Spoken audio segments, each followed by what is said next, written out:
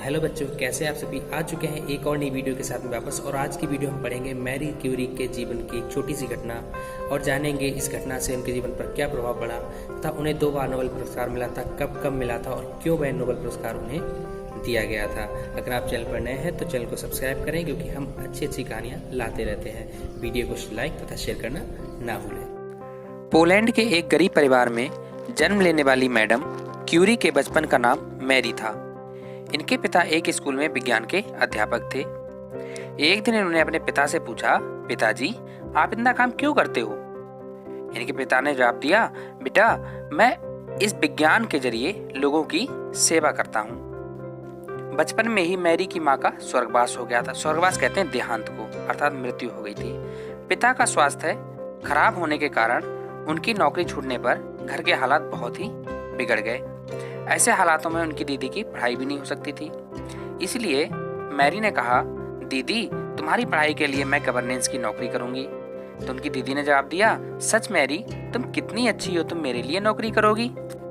Mary की मेहनत के बलबूते मैरी की बड़ी बहन डॉक्टर बन गई और मैरी की खुशी का कोई ठिकाना न रहा। अब मैरी भी आगे पढ़ाई में जुट गई और इतनी मेहनत से और लगन से उसने पढ़ाई की कि उसके साथी जो थे बहुत ही हैरान थे और वे सोचते थे एकदम चुपचाप रहती है, या तो किताबें या फिर प्रयोगशाला में, बिल्कुल असाधारण है, कितनी मेहनत और लगन से ये पढ़ाई करती है।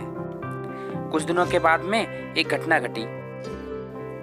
पेरिस के एक डॉक्टर के बेटे पियरे क्यूरी की भी विज्ञान में बहुत रुचि थी, गहरी रुचि थी। मैरी को उन्होंने देखा तो कहने लगे, तुम जैसी बुद्धिमान स्त्री अगर मेरी जीवन साथी बन जाए तो। आगे मैरी ने जवाब दिया, ठीक है, हम दोनों मिलकर नई खोज में जुट जाएंगे और मैं तुमसे शादी करने के लिए तैयार हूँ। इसके बाद में पति पत्नी दिन भर अपने प्रयोग में जुटे रहते। एक दिन उन्होंने प्रयोगशाला में देखा और चौंक गए, अरे रेडियम, और कितना चमकदार है, अंधकार में भी। दोनों रेडियम को देखकर बिल्कुल चौंक गए। दुनिया भर में पियरे और क्यूरी की इस खोज की धूम मच गई। सन 1903 में 1903 में भौतिक विज्ञान में मैरी क्यूरी को नोबेल पुरस्कार मिला।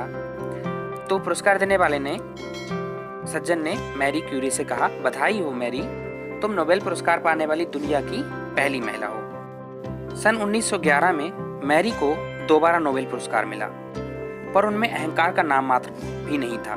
दो बार नोबेल पुरस्कार लेने के अर्थात प्राप्त करने के बावजूद भी मैरी में घमंड अर्थात अहंकार बिल्कुल भी नहीं था। समाज सेवा में वे सबसे आगे रहती थी।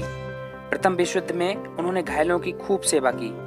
इनकी सेवा करना मेरा कर्तव्य है, चलिए इन घायलों को अस्पताल ले चलते हैं।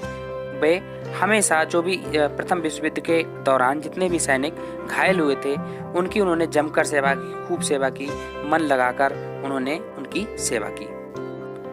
घटना कुछ दिन बाद की है। एक दिन पियरे सड़क पार कर रहे थे कि अचानक दुर्घटना में उनका प्राणांत हो गया, अर्थात उनकी मृत्यु हो गई। और इस घटना के बाद से मैरी क्यूरी के जीवन में अंधकार छा गया। वे बहुत परेशान रहने लगी और जब एक दिन वे प्रयोगशाला में काम कर रही थी तो उन्हें याद आया, पियरे ने कहा था अगर हम में से कोई एक ना रहे तो भी ये काम रुके नहीं। इस लगन के साथ में, इस विचारधारा के साथ में वे आगे भी काम करती रही।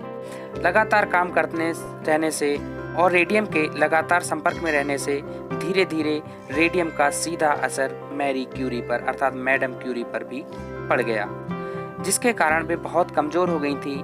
और 4 जुलाई 1934 में मैरी क्यूरी, मैडम क्यूरी दुनिया से विदा हो गई।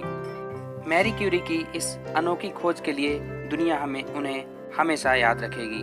तो इसी के साथ में ये चैप्टर समाप्त होता है। और आपको ये कहानी कैसी लगी हमें कमेंट में लिखकर जरूर बताइएगा, तथा हमें ये भी बताइए कि मैरी क्यूरी को उनके जीवन काल में कितनी बार नोबेल प्राइज मिला तथा उन्होंने किस चीज़ की खोज की थी।